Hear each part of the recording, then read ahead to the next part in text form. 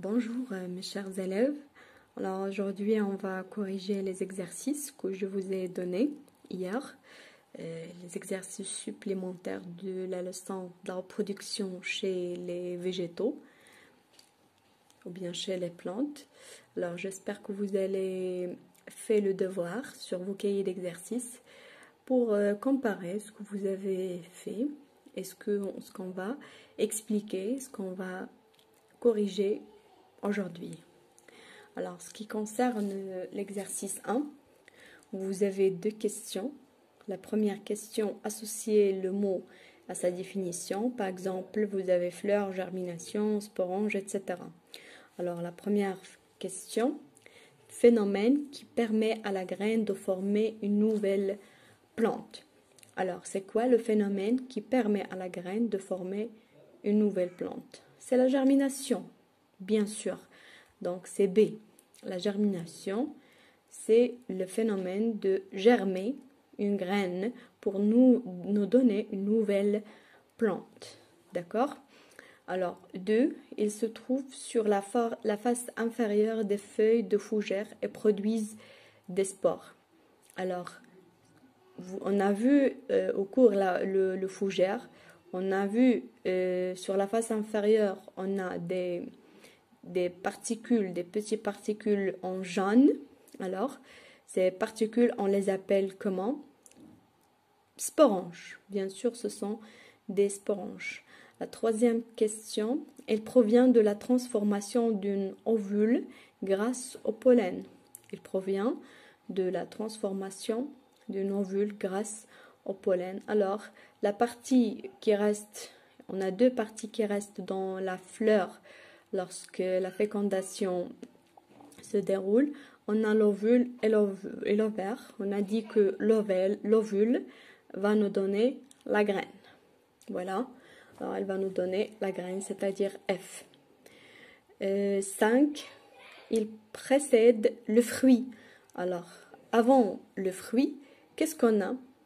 On a la fleur. Voilà. On a la fleur qui contient les organes reproducteurs mâles et les organes reproducteurs femelles. Alors, ne vous inquiétez pas.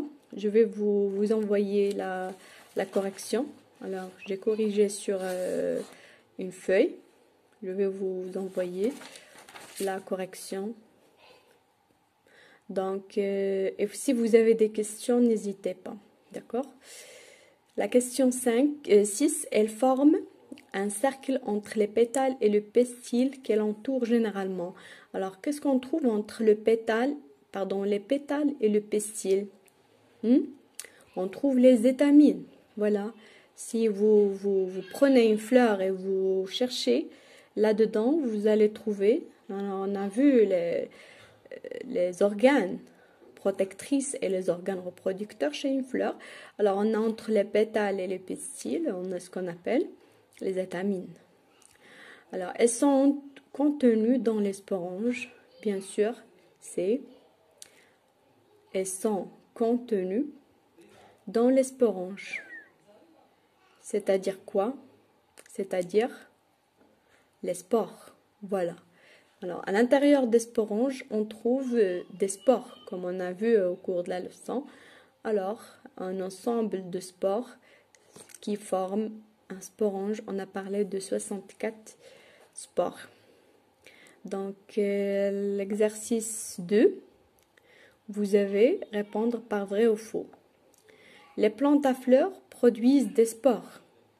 Alors, lorsqu'on parle des plantes à fleurs, c'est-à-dire elle contient une fleur, elle contient les organes reproducteurs mâles et femelles, donc on ne peut pas parler de spores. Jamais. D'accord? C'est faux. Le pollen est indispensable à la formation des graines? Bien sûr que oui. Le pollen est indispensable parce que sans pollen, il n'y a pas de fécondation, il n'y a pas de formation de graines. Donc, il est indispensable. Les plantes sans fleurs possèdent un pistil. Les plantes sans fleurs possèdent un pistil. Bien sûr que non. Les plantes sans fleurs ne possèdent ni pistil, ni style, ni stigmate, ni étamines. Alors, il n'y a pas d'organes reproducteurs femelle et mâle au niveau de la fleur, d'accord? C'est-à-dire qu'il n'y a pas une fleur. On n'a pas une fleur qui contient les pétales, les sépales, etc. D'accord? Les spores et les graines ne germent que si les conditions sont favorables. Bien sûr que oui, les graines et les spores ne germent que si les conditions climatiques sont favorables. D'accord, c'est vrai. Le sol est indispensable à la germination des graines. On peut dire que c'est vrai parce que le sol est le milieu où les graines vont germer. Alors, on peut dire que la question 2, faux, vrai, vrai, vrai. Alors, on va passer à l'exercice 2. L'actinidia. Alors, l'actinidia est la plante qui va nous donner le kiwi. Alors, vous avez le kiwi sur la photo. Alors, il existe des pieds qui ne portant que des fleurs mâles et des pieds ne portant que des fleurs femelles. C'est-à-dire quoi? C'est-à-dire que la fleur mâle, elle est séparée du fleur femelle. On dit que c'est une plante unisexuée, bien sûr. Le fruit résulte de la fécondation, bien résultant de la fécondation est un fruit contenant plusieurs graines. C'est-à-dire que le fruit, il contient plusieurs graines à l'intérieur. Alors, la question qui se pose, sur quel pied se développent les fruits? Justifiez la réponse. Alors, on peut dire que les fruits se développent sur le pied femelle. Bien sûr que oui, le pied femelle qui porte le fruit. Pourquoi? Parce que c'est à l'intérieur de l'organe reproducteur femelle que la fécondation a lieu. D'accord? La deuxième question, la graine, d'où provient une graine de kiwi? Alors, la graine de kiwi provient de la transformation d'un ovule. Alors, lorsqu'on a parlé de graines et de fruits, on a dit que le fruit vient, l'ovaire va nous donner le fruit et l'ovule va nous donner la graine. D'accord? C'est ça. L'exercice 3. La dispersion du pollen s'effectue pour la grande majorité des fleurs par le vent. Alors, le vent, c'est le moyen de transport, bien le moyen de pollinisation le plus connu. Le pollen se dépose donc au hasard sur des pistils de fleurs. Alors, si vous avez remarqué sur la photo, vous avez quoi? Stigmate, style, c'est le pistil. Voilà. Et vous avez des étamines ou bien des pollens de différentes espèces. On a l'espèce 1, 2, 3 et 4. D'accord?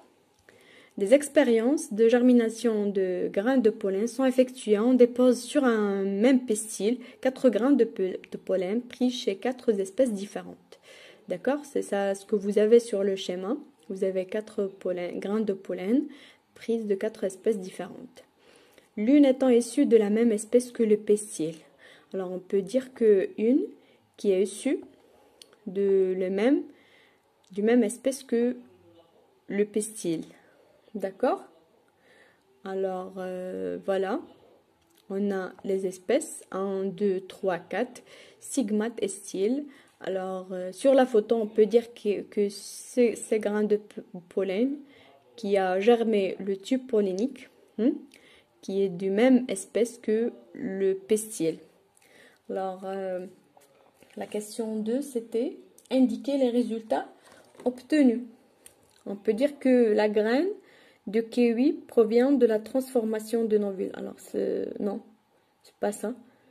Alors, la première question, c'était quoi? Quelle expérience peut-on réaliser pour tester si une fécondation est possible entre un grain de pollen et un ovule? Alors, ce qu'on a fait, ce que vous avez sur le schéma, vous allez le décrire, d'accord? Vous allez dire que dans un milieu de culture, alors pour que la germination se réalise, etc., on va, par exemple, une boîte de pétri, on place des stigmates d'une fleur X, d'accord?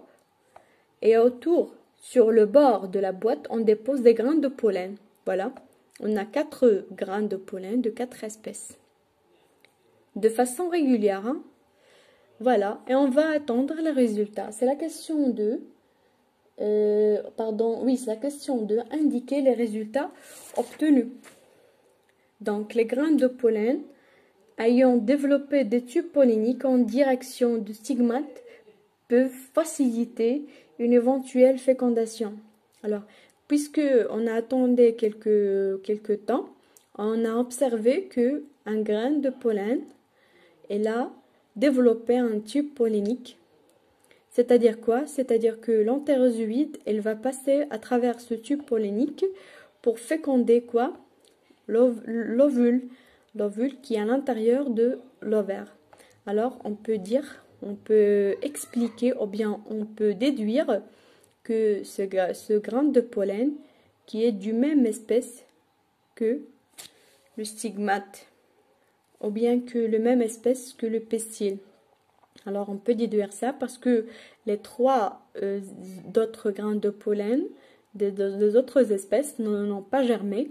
Donc on peut dire que ce sont des espèces différentes que le pistil. Et celui qui est germé, qui a développé un tube pollinique à travers lequel elle va passer un entérozoïde, c'est celui qui est du même espèce que le pistil. Est-ce que c'est clair? Alors la 3e question, c'était expliquer les résultats obtenus. C'est ça. Alors, pourquoi on a obtenu ces résultats? Alors, comme on a vu chez les animaux, lorsqu'on a parlé de la fécondation, on a parlé d'un ensemble de dizaines de millions de spermatozoïdes qui entourent une ovule. Alors, vous m'avez demandé pourquoi, madame, ils sont venus tous ensemble sur l'ovule. Je vous ai dit qu'il y a des agents ou bien il y a des produits chimiques que l'ovule sécrète pour attirer les spermatozoïdes. C'est la même chose. Ici, le style et le stigmate de pistil. Chaque pistil, il contient des substances, on peut dire chimiques, qui orientent la croissance de tubes polliniques. Est-ce que c'est clair? Alors, c'est comme ça qu'on peut expliquer ces résultats. Que aussi, j'ai des substances qui sont sécrétées par le pistil pour orienter la croissance de tubes polliniques qui va aider l'entérozoïde de se déplacer vers l'ovaire et spécifiquement ou bien exactement vers l'oosphère pour féconder cette dernière. Alors, j'espère que c'est clair pour vous. Alors, toujours, si vous avez des questions, n'hésitez pas. Merci.